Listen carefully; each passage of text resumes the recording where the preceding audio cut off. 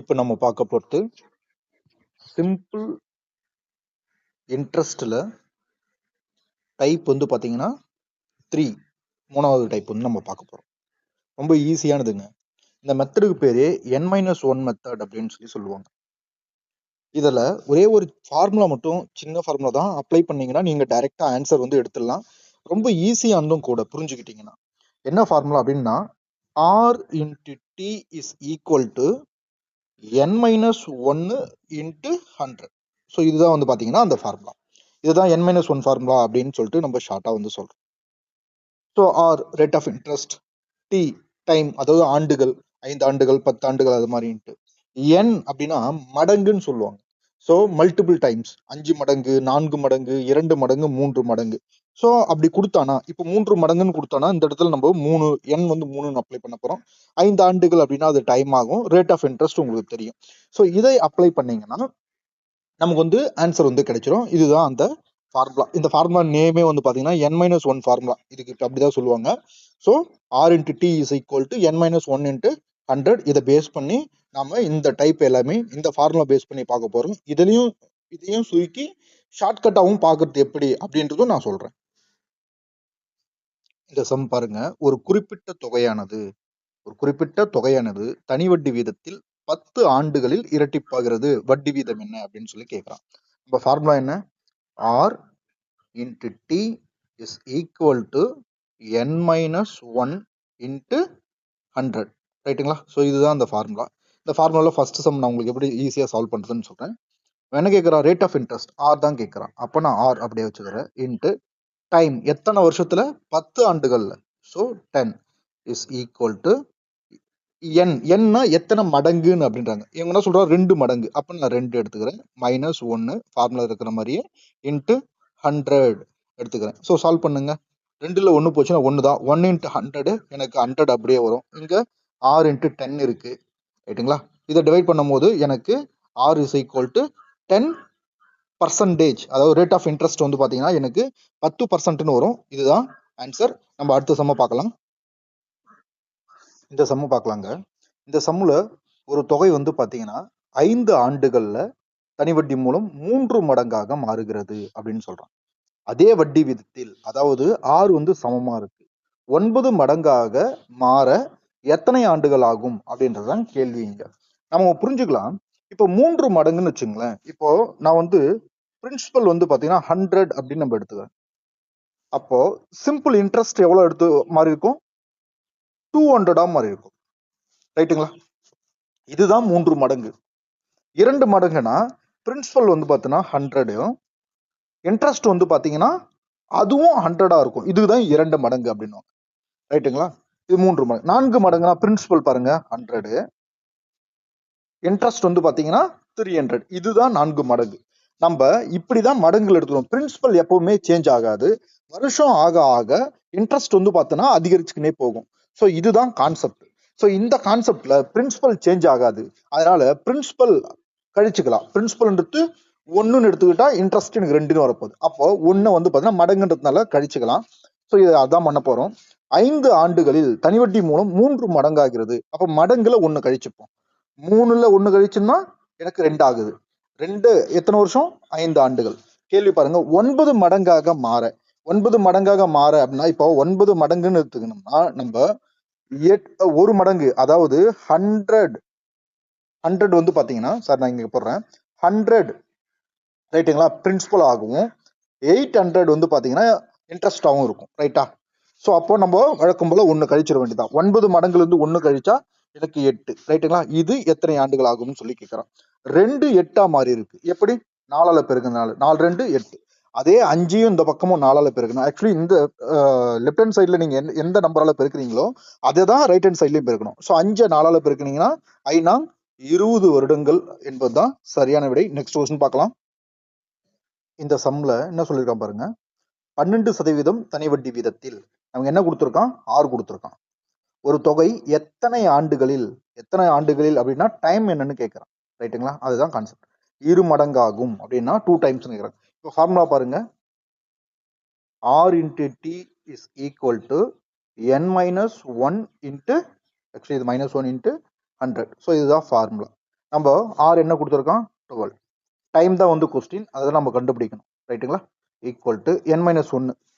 2 மடங்கு அப்படின்னு சொல்றதுனால 2 மைனஸ் 1 எனக்கு 1 தான் வரும். அதை நான் இங்கே டைரெக்டாகவே ஆன்சர் பண்ணிக்கிறேன். இன்ட்டு 100. இதே பாருங்க, இப்போ டைரெக்டாக 12 12 டிவைட் பண்ணுங்க, டைம் கிடைச்சிடும். 8 12 96. ரிமைனிங் 4 இருக்கு. அப்போ 8 வருடங்கள் 4 மாதங்கள், மந்த் ஆக்சுவலி இது இயர்.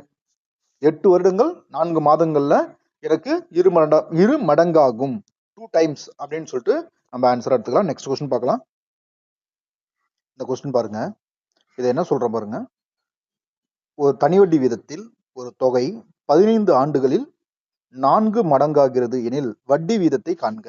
அப்போ ஆறு தான் என்னன்னு சொல்லி கேட்கிறான். அப்போ R into T is equal to n minus 1 into 100. So இதுதான் நம்ம ஃபார்முலா அப்படியே டைரெக்டாக அப்ளை பண்ணிக்கலாம். ஸோ ஆர் தான் கேட்டிருக்கேன்னா வட்டி விதத்தை. ஸோ ரைட், 6 இன்ட்டு டைம் எத்தனை வருஷம் கொடுத்துருக்காங்க? 15 வருஷம் கொடுத்துருக்காங்க. ஈக்குவல் டு எத்தனை மடங்காகுதுங்க? 4 மடங்காகிறது. அப்போ 4 மைனஸ் 1 இன்ட்டு அந்த 100 நான் அப்படியே வச்சுக்கிறேன். இப்போ 4 மைனஸ் 1 3 இன்ட்டு 100. இந்த இடத்த வந்து பார்த்தீங்கன்னா 15 அப்படியே இருக்கும், இந்த 6 அப்படியே இருக்கும். ரைட்டுங்களா?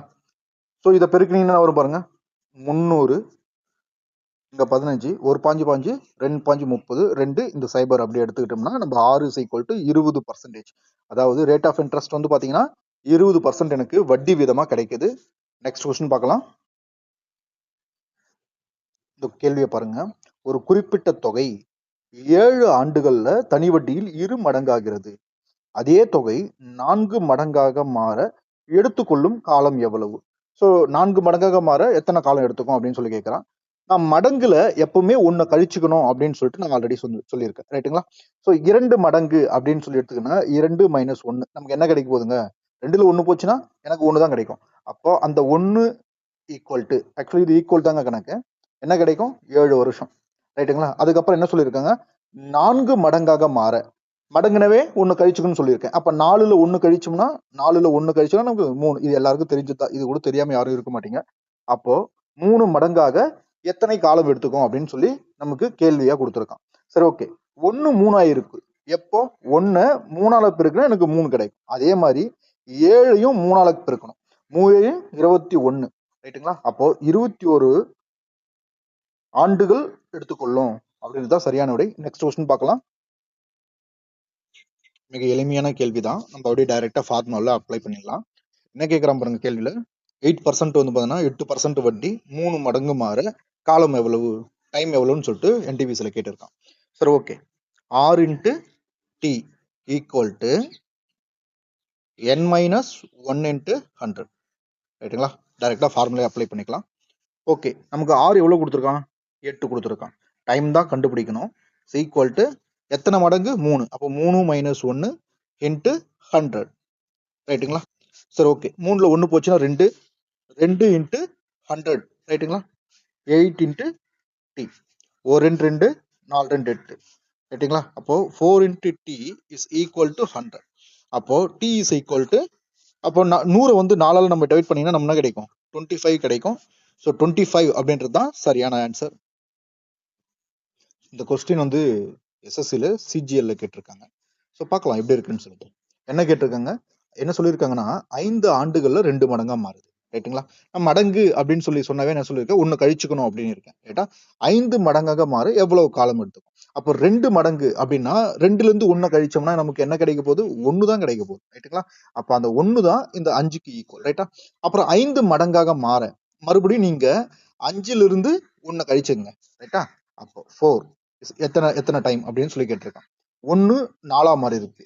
எதனால மல்டிப்ளை பண்ணா? 4ஆல மல்டிப்ளை பண்ணா 4ஆ மாறுது. ரைட்டுங்களா? அதே மாதிரி 5ஐயும் 4ஆல மல்டிப்ளை பண்ணினா 5 20. ஸோ 20 ஆண்டு காலம் தேவைப்படும். ஸோ அடுத்த கொஸ்டின் பார்க்கலாம். இந்த கேள்வி பாருங்க. 12.5% வட்டி 4 மடங்காக மாற காலம் எவ்வளவு, அதாவது டைம் என்னன்னு சொல்லி கேட்கிறான். ஃபார்முலா என்னங்க? R into T is equal to n minus 1 into 100. ரைட்டுங்களா? ஸோ அப்ளை பண்ணலாங்க. ஆர் வந்து பார்த்தீங்கன்னா 12.5, டி நம்ம கண்டுபிடிக்கணும், ஈக்குவல் டு n மைனஸ் 1 மடங்கு. அப்போ என்ன ஆகுது? 3ஆ மாறுது. 4 மைனஸ் 1 3 இன்ட்டு 100. இந்த 12.5 வந்து பார்த்தீங்கன்னா டிவைட்ல கொண்டு வந்துட்டீங்கன்னா t is equal to 3 into 100 divide by 12.5. 12.5ஆ மேலே ஒரு 10ஐயும் கீழே ஒரு 10ஐயும் மல்டிப்ளை பண்ணிங்கன்னா டிஜிட் போயிடும். அல்லது உங்களுக்கு எந்த வகையில் மல்டிப்ளை பண்ணால் உங்களுக்கு பிடிக்குமோ உங்களுக்கு தெரியுமோ அந்த டைமில் நீங்கள் பண்ணுங்க. ஸோ இதுக்கு ஆன்சர் வந்து பார்த்தீங்கன்னா 2.5 நம்ம டிவைட் பண்ணும்போது எனக்கு 24 கிடைக்குது. 24ன்றது தான் ஆன்சர். இந்த கொஸ்டின் பாருங்க, 6 ஆண்டுகள்ல 2 மடங்கா மாறுது. என்ன சொல்லியிருக்கேன், மடங்குனா அதுல 1 கழிச்சுக்கணும்னு சொல்லியிருக்கேன். அப்போ 2ல 1 போச்சுன்னா நமக்கு 1 கிடைக்கும். அந்த 1 தான் 6க்கு ஈக்குவல் அப்படியே எடுத்துக்கணும்னு சொல்லியிருக்கேன். அப்போ 10 மடங்காக மாற காலம் எவ்வளவு அப்படின்னு சொல்லியிருக்காங்க. 10 மடங்குனா 10 மைனஸ் 1 எனக்கு 9 கிடைக்க போகுது. அப்போ எவ்வளவு அப்படின்னு சொல்லி கேட்டிருக்கான். 1 9ஆ மாறி இருக்கு. எப்படின்னா 9ஆல பெருக்கியிருக்கான். அதே மாதிரி 6க்கும் நம்ம 9ஆல பெருக்கலாம். 9 54. 54 ஆண்டுகள் அப்படின்றது தான் சரியான ஆன்சர். நம்ம அடுத்த கொஸ்டின் பார்க்கலாம். ஸோ ஜேஇ 2019 கேட்டிருக்காங்க இந்த கொஸ்டின்ஸ். 10% வட்டியில 2 மடங்கா மாறுது. அதே காலத்துல 3 மடங்காக மாற வட்டி வீதம் எவ்வளவு அப்படின்னு சொல்லி கேட்டிருக்கான். வட்டி வீதம் ரேட் ஆஃப் இன்ட்ரெஸ்ட் எவ்வளவுன்னு சொல்லி கேட்டிருக்கான். இப்போ மடங்கு அப்படின்னு சொன்னா சொல்லியிருக்கோம், அதுல இருந்து 1 கழிச்சுக்கணும். அப்போ 2 மடங்குனா 2ல இருந்து 1 கழிச்சா எனக்கு 1 கிடைக்க போகுது. அப்போ அந்த ஒரு பங்கு, அதாவது ஒரு மடங்குன்றது எனக்கு 10% வந்து பார்த்தா இன்ட்ரெஸ்ட்டுக்கு சமம். ரைட்டுங்களா? 10% வட்டிக்கு சமம். 3 மடங்கு அப்படின்னு சொல்லி எடுத்துங்கன்னா 3 மைனஸ் 1 எனக்கு என்ன கிடைக்கும்? 2 தான் கிடைக்கும். அப்போ 2ஆம் மாறத்துக்கு எத்தனை வருஷம், சாரி வட்டி வீதம் என்னன்னு கேட்டிருக்கான். 2 மடங்கா மாற வட்டி வீதம் என்னன்னு சொல்றோம். 1 2ஆ மாறி இருக்கு. எதனால? 1 2ஆல பெருக்கிறதுனால. அதே மாதிரி 10ஐயும் 2ஆல பெருக்குனா 2 20% தான் சரியான ஆன்சர்.